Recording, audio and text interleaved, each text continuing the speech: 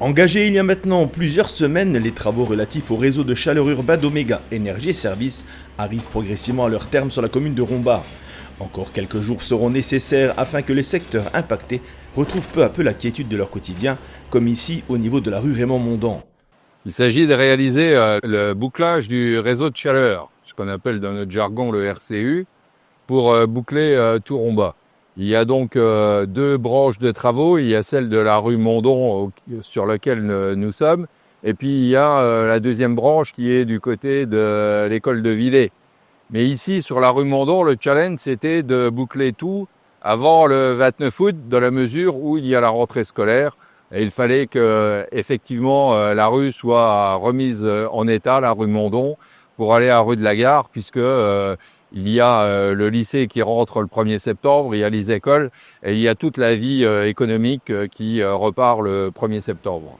Et puis, il y a les travaux qui ont lieu à l'école de Villers qui vont permettre de passer sur ou sous la VR 52 et puis brancher le quartier le quartier Leclerc avec l'école, le gymnase et 2-3 blocs locatifs pour terminer ce bouclage de la troisième tranche de Rombart. Ce bouclage des 3 chaufferies biomasse que gère le groupe Omega, une à Rombart et 2 à Amnéville, permettra donc de raccorder davantage de bâtiments sur les 2 communes sans impacter le mix énergétique des installations, c'est-à-dire en minimisant le plus possible l'utilisation du gaz. On devrait gagner en puissance, on devrait gagner sur le coût de l'énergie aussi, qui est un aspect important, puisque normalement le bois est moins cher que le gaz pour les installations communales. Mais c'est un pari aussi sur le développement durable et de diminuer le CO2 qui est fortement consommé par le gaz. Le bouclage a été rendu nécessaire parce que entre 2021, date de construction du réseau de chaleur de Rombart, et aujourd'hui, nous avons quasiment une quinzaine de nouveaux clients qui se sont accordés. C'est bien que la puissance n'était plus suffisante pour assurer le mix énergétique à hauteur de 90%. Faut rappeler que la chaufferie de Rombart, comme celle d'Amnéville, chauffe les installations du réseau à plus de 90% d'énergie renouvelable. Et donc chez nous, l'énergie renouvelable, c'est la biomasse. Et pour garantir le tarif de vente de la chaleur, il fallait absolument garantir aussi que ce mix énergétique soit le plus haut possible. Donc en 2024, nous avons inauguré la chaufferie 2 d'Amnéville, qui est à peu près à mi-distance entre Amnéville et Rombart. Et c'est le point de départ du bouclage que nous avons réalisé cette année avec Rombart.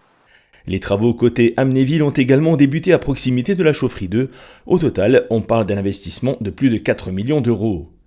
Alors ces travaux, globalement, vont coûter pas loin de 4 millions d'euros. Un montant important qui est supporté par des subventions de l'ADEME, notamment par le fonds chaleur, et également par des C2E, ce sont les certificats d'économie d'énergie. Le principe des pollueurs paye les projets vertueux. Alors 4,5 millions subventionnés à 1 800 000 euros par l'ADEME, répartis sur 2 chantiers. Donc le bouclage ou le maillage avec Amnéville coûte 1 700 000 et le développement vers la cité Leclerc, est à peu près 1 300 000. Les travaux de raccordement des chaufferies de Rombart et d'Amnéville devraient s'achever d'ici la fin de l'année. Pour le réseau rombasien, la cité Leclerc bénéficiera du chauffage urbain dès février 2026. Enfin, sachez que la rue Raymond-Mondon sera ouverte à la circulation dès jeudi 28 août.